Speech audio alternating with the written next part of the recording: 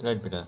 So now let me tell you the interstitial keratitis is a inflammation. It's an inflammatory condition of the cornea, but involving what part of cornea? Corneal stroma, without the primary involvement of the epithelium or the endothelium. आपको पता है बेटा जो cornea की layers होती हैं उसमें जो सबसे ऊपर वाली लेयर होती है वो होती है आपकी एपिथेलियम, और एपिथेलियम के नीचे होती है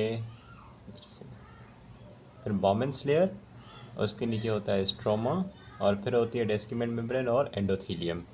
so the interstitial keratitis is the inflammation of this stroma of the cornea without affecting any other layer, without affecting the epithelium, without affecting the endothelium, directly the stroma की inflammation. ठीक है. So what is the etiology? Immune mediated processes. Immune reaction generate होता है stroma के खिलाफ और stroma की inflammation हो जाती है जिसको हम इंटरस्टिशियल केराटाइटिस कहते हैं. क्यों इम्यून मीडिएटेड प्रोसेस होता है और क्यों इम्यून रिएक्शन जनरेट होता है स्ट्रोमा के खिलाफ? क्या ट्रिगर्स हैं जो कि इम्यूनिटी क्रिएट करवाते हैं against the stroma? Multiple etiologies are there, may be due to the congenital syphilis, TB की वजह से, हर्पीस वायरस की वजह से, कोगान्स डिजीज़, लेप्रोसी, या उसके अलावा ऑन्कोसर्कियासिस. ये कुछ ऐसी कंडीशन है that trigger the immunity against the stroma जिसकी वजह से स्ट्रोमा की इन्फ्लेमेशन हो जाती है और इंटरस्टिशियल केराटाइटिस हम उसको कहते हैं. पेशेंट कैसे आएगा बेटा? विजुअल एक्यूटी रिड्यूस होगी क्योंकि कॉर्निया से ही लाइट पास होती है, पीछे लेंस में आती है और फिर रेटिना पे फोकस होती है, और अगर कॉर्निया का मेन कंपोनेंट स्ट्रोमा ही ऐसे इन्फ्लेम्ड होगा तो लाइट पास नहीं होगी, विजुअल एक्यूटी रिड्यूस हो जाएगी. ठीक है. और आप देखोगे कि जो स्ट्रोमा है कॉर्निया का उसमें ओपेसिटी होगी. ठीक है, जाहिर सी बात है. और main thing is the ghost vessels are seen within the stroma. जो स्ट्रोमा के अंदर जो ब्लड वेसल्स मौजूद थी ना, जो ब्लड वेजल्स मौजूद थी स्ट्रोमा के अंदर, वो नॉर्मली कैसी होती हैं? नॉर्मली वो रेड कलर की होती हैं, वो बड़ी अच्छी सी दिखती हैं.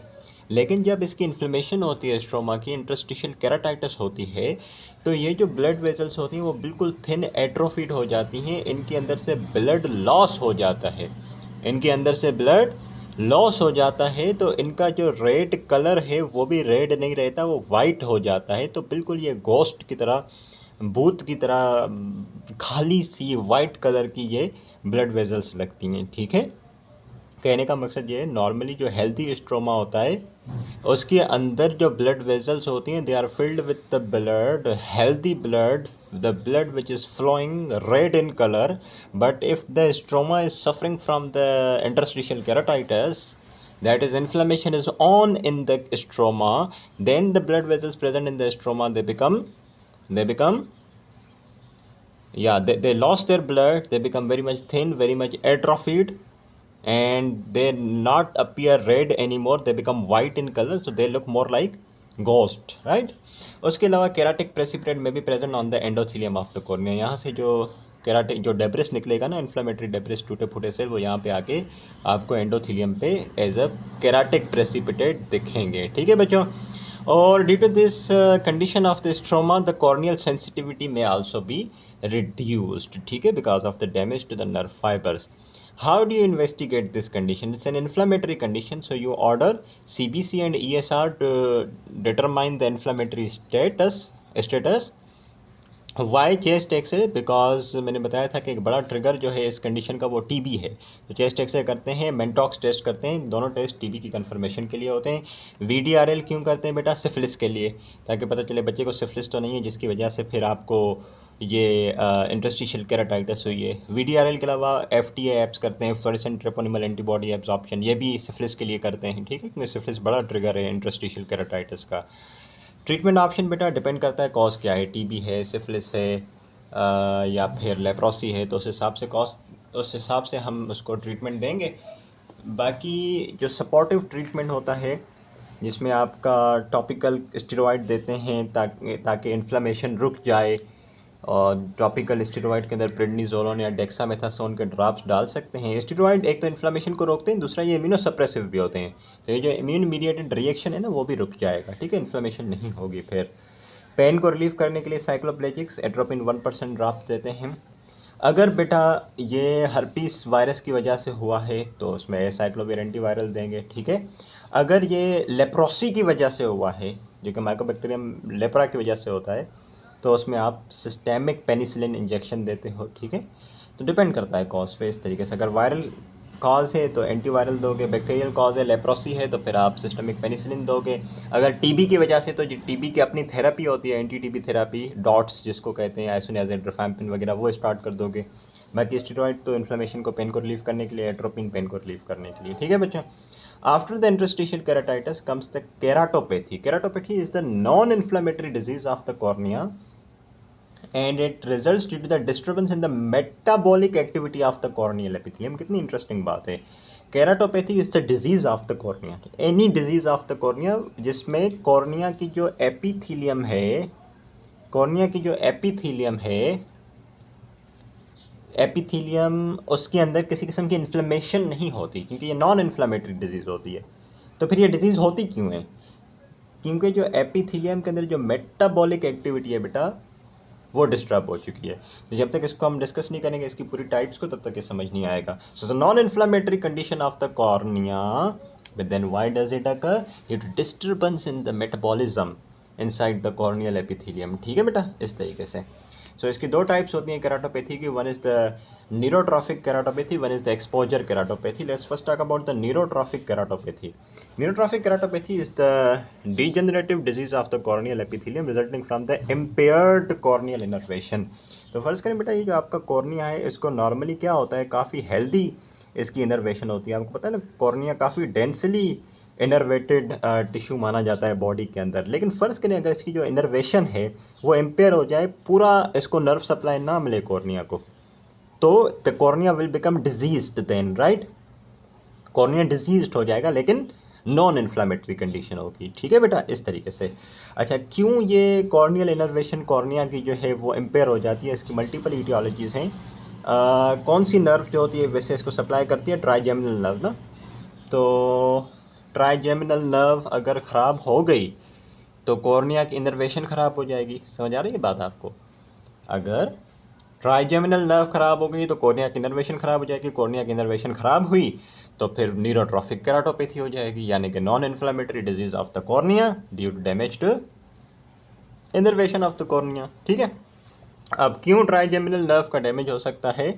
सर्जिकल ट्रॉमा की वजह से, कोई ट्यूमर हो जो इस ट्राइजेमिनल नर्व को डैमेज करे, कंप्रेस करे, systemic diseases, ocular surgery, refractive surgery. अब surgical trauma, maybe you are performing some sort of surgery and you damage the trigeminal ganglion, ठीक है, या फिर अल्कोहल ब्लॉक यू परफॉर्म। देखो ना, डिफरेंट तरह की सर्जरीज होती हैं, जैसे कि ट्राइजेमिनल गैंग्लियन सर्जिकल एब्लेशन होती है, ये एक सर्जरी है। दूसरा मेथड है surgical procedure alcohol block for trigeminal neuralgia, alcohol देते हैं ट्राइजेमिनल न्यूरल्जिया को, पेन को कम करने के लिए। तो ये कुछ ऐसे दो प्रोसीजर्स हैं, सर्जिकल प्रोसीजर्स हैं, जिसकी वजह से आप ट्राइजेमिनल नर्व को ट्रॉमाटाइज कर सकते हो। उसके अलावा कुछ ट्यूमर्स हैं, जैसे कि सेरिब्रोपोंटिन एंगल ट्यूमर, सेरिब्रोपोंटिन एंगल ट्यूमर जिसको अकाउस्टिक न्यूरोमा भी कहते हैं, राइट, जिसको हम अकाउस्टिक न्यूरोमा भी कहते हैं। ये ट्यूमर जो है आपकी ट्राइजेमिनल नर्व को कंप्रेस करता है, ट्राइजेमिनल नर्व पे मैस इफेक्ट डालता है, जिसकी वजह से ट्राइजेमिनल नर्व डैमेज होती है, कॉर्निया की इनर्वेशन ख़राब होती है और कॉर्निया डिजीज्ड हो जाती है, ठीक है। उसके अलावा कुछ सिस्टेमिक डिजीजेस जो कि ट्राइजेमिनल नर्व को डैमेज कर सकती हैं, जैसे सिफिलिस हो गई, लेप्रोसी हो गई, डायबिटीज मेलाइटिस हो गई। ऑकुलर डिजीजेस जो कि ख़राब कर सकती हैं ट्राइजेमिनल नर्व को, उसमें हो गया हर्पीज जोस्टर ऑप्थेल्मिकस, से पीछे डिस्कस किया था। कौन से डिवीजन को अफेक्ट करता है हर्पीज जोस्टर? ट्राइजेमिनल के ऑप्थेल्मिक डिवीजन को पकड़ता है, ठीक है। बहुत सारी ऑकुलर सर्जरीज होती हैं, जैसे कि पेनिट्रेटिंग केराटोप्लास्टी, रिफ्रैक्टिव सर्जरी में लेसिक हो गया। तो ये कुछ इटियोलॉजीज़ हैं, ये कुछ चीज़ें हैं जो कि आपके ट्राइजेमिनल नर्व को डैमेज कर सकती हैं। ट्राइजेमिनल नर्व डैमेज होने से क्या होगा? कॉर्निया की इनर्वेशन इम्पेयर हो जाएगी। कॉर्निया की इनर्वेशन इम्पेयर होने से क्या होगा? नॉन इन्फ्लेमेटरी डिजीज़ हो जाएगी कॉर्निया के अंदर, जिसको हम न्यूरोट्रॉफिक केराटोपैथी कहते हैं। What is the pathogenesis behind this? Let me tell you. Actually what happens when there is the loss of the trigeminal innervation. अब ट्राइजेमिनल नर्व जैसे तैसे हमने ख़राब तो कर दी, अब when the trigeminal nerve is impaired due to any reason we discussed above, तो कॉर्निया का सप्लाई क्या होगा? ख़राब हो जाएगा ना, कॉर्निया की इनर्वेशन ख़राब हो जाएगी, कॉर्नियल हाइपोस्थीसिया या एनेस्थीसिया हो जाएगी। जाहिर सी बात, जब नर्व सप्लाई नहीं रहेगा तो हाइपोस्थीसिया यानी कि उसकी सेंसिटिविटी कम हो जाएगी, या एनेस्थीसिया कंप्लीटली उसकी सेंसिटिविटी लॉस हो जाएगी, जिसकी वजह से क्या होगा? Metabolic activity of the corneal epithelium वो डिस्टर्ब हो जाएगा, और जो डिफरेंट मेटाबोलाइट्स हैं, अब मेटाबॉलिज्म नहीं हो रहा तो मेटाबोलाइट्स तो जमा होंगे, ठीक है। When the metabolites will accumulate it will cause the oedema and exfoliation of the epithelial cells, उसके गॉबलेट सेल्स लॉस हो जाएंगे जिसकी वजह से केराटोपैथी हो जाएगी। अगर लॉन्ग टर्म चलता रहा तो अल्सर बन सकता है और पूरा परफोरेशन हो सकती है। समझ आई बात मैंने क्या कहा? देखो आपने क्या किया, ट्राइजेमिनल नर्व को डैमेज किया किसी भी वजह से, डायबिटीज़ हो गया, लेप्रोसी हो गया, सर्जरी हो गई, ट्यूमर हो गया। ट्राइजेमिनल नर्व डैमेज होने से क्या हुआ, जो कॉर्निया का जो नर्व सप्लाई था वो कट हो गया जिसकी वजह से हाइपोस्थीसिया या कंप्लीट एनेस्थीसिया हो गई। मेटाबॉलिज्म कॉर्नियल एपिथेलियम में डिस्टर्ब हो जाएगा जिसकी वजह से कॉर्निया के अंदर मेटाबोलाइट्स जमा होने लगेंगे। मेटाबोलाइट्स के एक्यूमुलेट होने से क्या होगा, या अडीमा होगा। जब मेटाबोलाइट्स एक्यूमुलेट होंगे तो जाहिर सी बात है फ्लूइड रिटेन करेगा, अडीमा होगा, सेल्स की एक्सफोलिएशन होगी, ठीक है, और गॉबलेट सेल्स जो हैं वो लॉस हो जाएंगे, ठीक है। और उसके अलावा या exfoliation of the epithelial cell, loss of the goblet cell, जिसकी वजह से क्या होगा, अब देखो ना कितनी जो मेन एपिथेलियम है कॉर्निया के ऊपर वही एक्सफोलिएट कर गई है, टूट फूट गई है। तो नतीजे में क्या होगा, कॉर्निया का, अब देखो ना ऊपर से एपिथेलियम हटती जा रही है, हटती जा रही है, हटती जा रही है, ऊपर से एक एपिथेलियम है ना, इसकी एक्सफोलिएशन हो रही है। तो जब ये हटती जाएगी तो अल्सर बन सकता है, जितना डीप होगा परफोरेशन हो जाएगी। समझ आई बात बेटा? इस तरीके से ये होता है। और पेशेंट प्रेजेंट कैसे करता है आपके पास, न्यूरोट्रॉपिक केराटोपैथी वाला, पेनलेस रेड आई। क्यों रेड आई तो होगी, क्योंकि एडीमा है, सेल्स टूट रहे हैं, लेकिन why painless, because it is not an inflammatory condition, it is non inflammatory condition, ठीक है।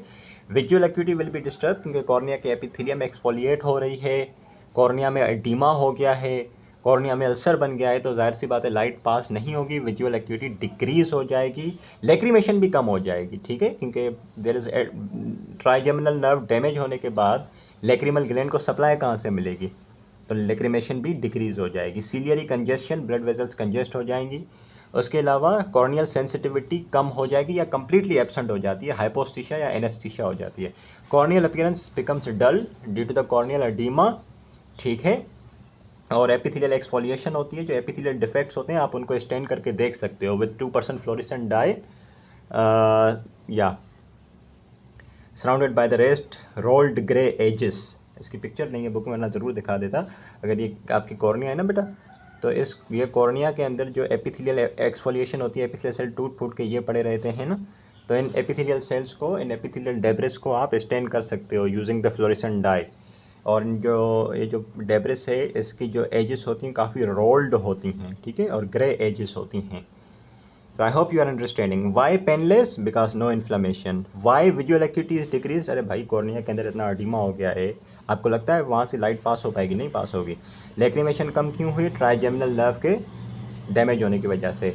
Ciliary congestion because of the oedema, and corneal sensitivity loss हो जाती है, इनर्वेशन गई तो जाहिर सी बात है हाइपोस्थीसिया या एनेस्थीसिया हो जाएगी complete.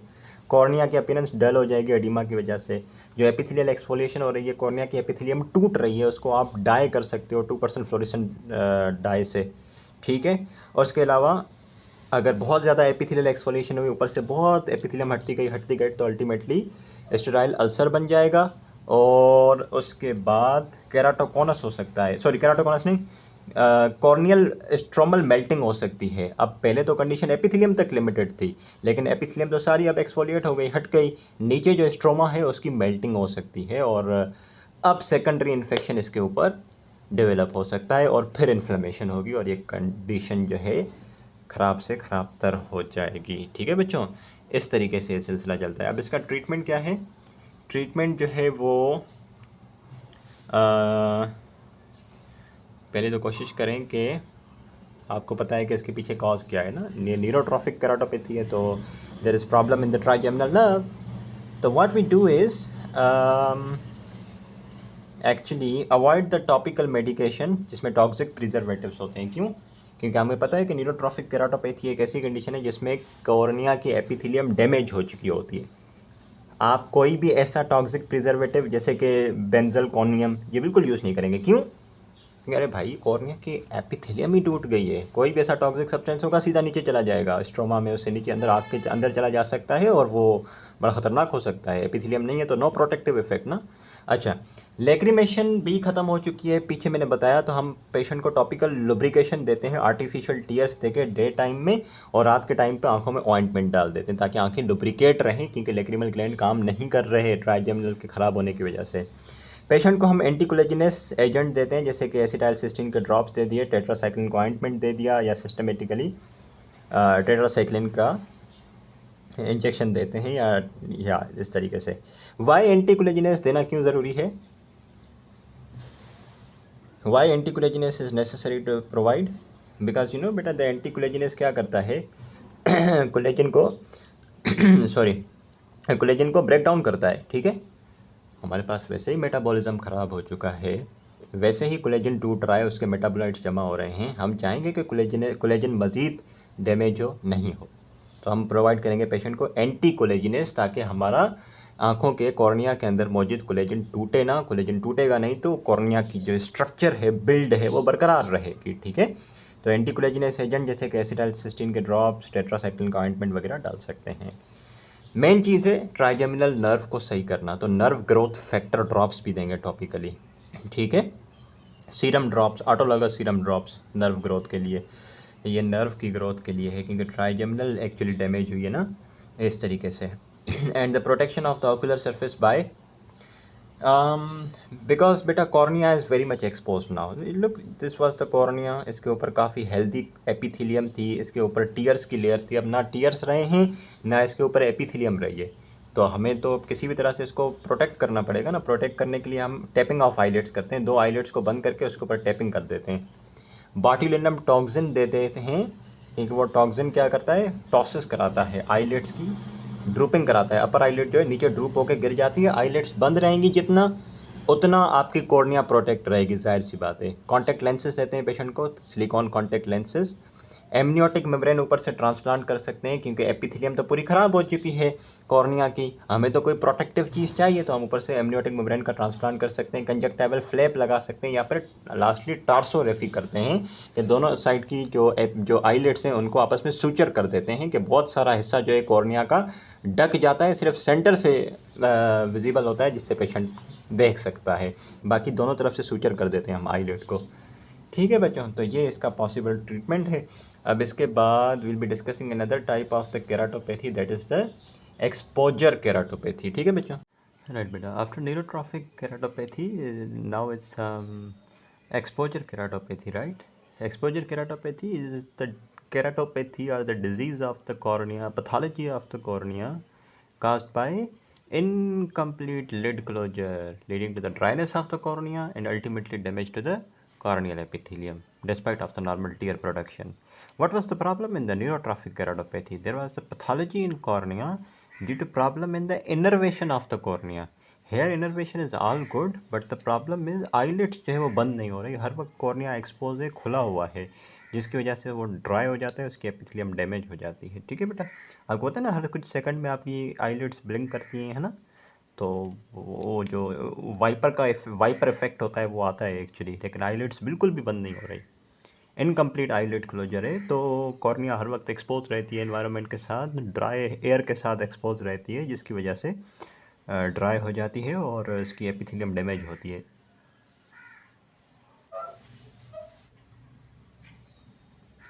What about the etiology, why is this problem, why incomplete lid closure, जिसकी वजह से प्रॉब्लम हो रहा है? It may be due to the neurogenic disease, seventh nerve palsy, Bell's palsy, facial nerve की पेल्सी की वजह से हो सकता है कि आपकी आईलिड पूरी क्लोज ना हो, ठीक है। ऑर्बिटल डिजीज़ जैसे कि थायराइड आई डिजीज़, प्रोप्टोसिस, ये ऐसी कंडीशन है जिसमें आपकी आईलिड पूरी क्लोज नहीं होती, जिसकी वजह से क्या होता है कि कॉर्निया एक्सपोज रहता है। आईलिड की अपनी एब्नॉर्मैलिटी जैसे कि एक्ट्रोपियन, जिसमें क्या होता है आईलिड बाहर की तरफ जो है वो टर्न आउट कर गई होती है, तो जो एक आईलिड बाहर की तरफ टर्न होगी तो वो पूरी बंद भी होगी, तो फिर तो भी कॉर्निया को पूरा कवर नहीं कर पाएगी। इसी तरीके से ब्लिफारोप्लास्टी। So all these conditions are, ultimately leading to what? All these conditions are ultimately leading to what? Incomplete eyelid closure. जिसकी वजह से आईलिड खुली रहेगी, कॉर्निया एक्सपोजर केराटोपैथी होगी. What will be the pathogenesis? Normally cornea is kept moist due to the blinking movement of the eyelid या during awakening, and sleep के दौरान तो completely eyelids are closed and the cornea is covered. But if there is the incomplete closure of the eyelids, there will be the desiccation of the corneal epithelium, और epithelium टूटने लगेगी, उसमें punctate जगह जगह पे देखो ना, अब ये कॉर्निया के एपिथेलियम है ना ऊपर से, तो जगह जगह पे उसमें एरोजन्स आएंगी, एपिथेलियम टूटने की निशानी है ये, ठीक है. और अगर ये ज़्यादा हो जाएगा तो फिर अल्सर बन जाएगा, ये सारे एरोजन्स आपस में मिल जाएंगे और बड़ा अल्सर बन जाएगा बीच में. पेशेंट प्रेजेंट कैसे करेगा बेटा? Symptoms similar to dry eye, और main signs are the punctate epithelial keratopathy, यानी कि एपिथेलियम में पंक्टा मिल रहे हैं, छोटे छोटे एपिथेलियल एरोजन्स मिल रहे हैं. हो सकता है ये फ्यूज़ कर जाए और लार्ज एपिथेलियल डिफेक्ट बन जाए और अल्सर बन जाए, ठीक है, अल्सर में डेवलप. इसके ऊपर सेकेंडरी बैक्टीरियल इन्फेक्शन हो सकता है, ठीक है, और परफोरेशन हो सकती है, अल्सर काफ़ी डीप जा सकता है. There may be irritability in the eyes. Eyes may be red, which are more worse during the morning when you get out of your bed, right? So if you want to keep it easy, the signs are really easy. Earlier you have to say there are simply like this, the epithelial, defects, epithelial erosions. But later what happened? They fuse and form a large ulcer. Number 3 thing is the secondary infection. Okay, irritability, redness of the eyes. The treatment option for the exposure keratopathy is the lubrication of the eye, right, artificial tears की मदद से, क्योंकि cornea dry हो चुकी है, ठीक है ना. और दिन के टाइम पे तो बेटा हम आर्टिफिशियल टीयर्स, और रात के टाइम पे आईलिड जब हम कोशिश करते हैं, we try to sleep, so we actually close the eyelids. So ointment डाल के सोते हैं रात के टाइम पे. उसके अलावा we ensure there is the adequate eyelid closure. अब आईलिड खुद से तो क्लोज नहीं हो रहे, तो हम क्या करेंगे? टार्सोरेफी कर देंगे. ये जो ऊपर वाली आईलिड है, नीचे वाली आईलिड है, बीच में कॉर्निया है, दोनों को यहाँ से सूचर कर देंगे. इतना सूचर कर देंगे कॉर्निया का बहुत सारा हिस्सा कवर हो जाए और छोटा सा एक नैरो पोर्शन रह जाए जिससे पेशेंट देख सके.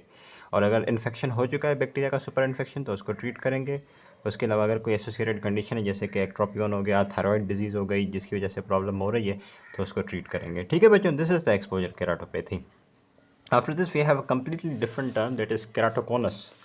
Keratoconus is इसको ज़रा नेक्स्ट वीडियो में डिस्कस करते हैं. Just a second.